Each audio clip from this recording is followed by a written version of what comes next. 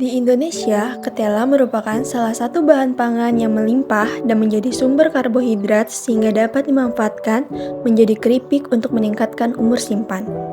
Pada kesempatan ini, kami akan memproduksi keripik ketela sebanyak 2,5 ton per hari dengan sistem kontinu, sehingga biaya produksi akan lebih efisien dan menghasilkan produk secara konstan, tanpa perlu menghentikan dan memulai proses produksi.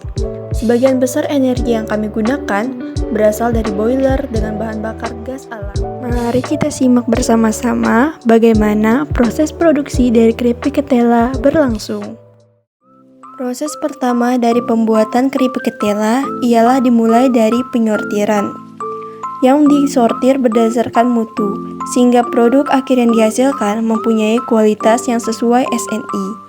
Ketela diperoleh dari distributor dengan mutu ketela grade A, sehingga ukurannya seragam. Setelah disortir, dilakukan proses pencucian, guna membersihkan dari kotoran, tanah, mikroorganisme, serta mengurangi jumlah pestisida yang digunakan dalam budidaya ketela.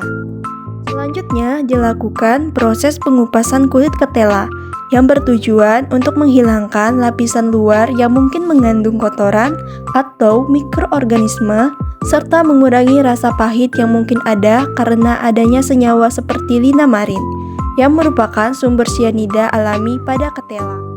Setelah dilakukannya proses pengupasan, selanjutnya dilakukan proses pengirisan, di mana ketela diiris dengan ketebalan 2 mm untuk menghasilkan keripik yang renyah namun tidak rapuh. Setelah diiris, ketela kemudian dicuci kembali guna menghilangkan getah yang keluar pada saat proses pengirisan, serta mengurangi rasa pahit yang mungkin ada karena senyawa sianida.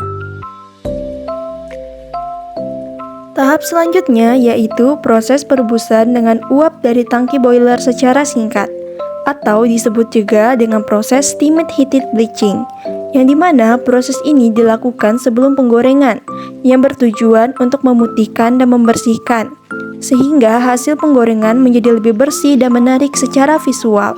Serta proses ini juga dapat membantu menghilangkan kotoran dan mikroorganisme yang mungkin ada pada ketela. Langkah selanjutnya yaitu proses penggorengan, yang dilakukan menggunakan gas deep fryer yang berkapasitas 70 kg dengan suhu 175 sampai 190 derajat Celcius yang dilakukan selama 25 menit dengan tambahan agitator sehingga keripik matang sempurna. Setelah penggorengan, keripik ketela dilakukan proses penirisan dengan menggunakan free breathing dryer guna melindungi ketela dari kelembapan dan oksidasi yang dapat menyebabkan kerusakan atau perubahan rasa. Penirisan minyak juga membantu menjaga kesegaran dan kualitas ketela selama proses penyimpanan dan pengiriman. Lalu ada proses pemberian bumbu, di mana pemberian bumbu ini agar membuat rasa ketela lebih bervariasi. Kemudian dilakukan penurunan suhu pada keripik ketela. Sebelum keripik ketela dikemas, dilakukan proses penurunan suhu, yang dimana proses penurunan suhu ini untuk mencegah kondensasi uap air di dalam kemasan, yang dapat menyebabkan kerusakan atau pembusukan produk. Dan kita sampailah pada tahap akhir dari proses produksi pembuatan keripik ketela, yaitu proses packaging.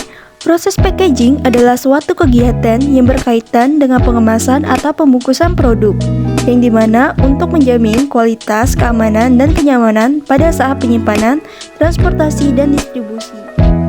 Limbah yang dihasilkan dari proses produksi keripik ketela yaitu ketela yang tidak layak diproduksi, kulit ketela, air pencucian ketela, dan minyak penggorengan. Sebagian limbah dapat diolah kembali seperti minyak penggorengan, itu dapat diolah sebagai bahan bakar biodiesel. Lalu ada kulit ketela sebagai pupuk kompos, dan air pencucian diduga mengandung sianida.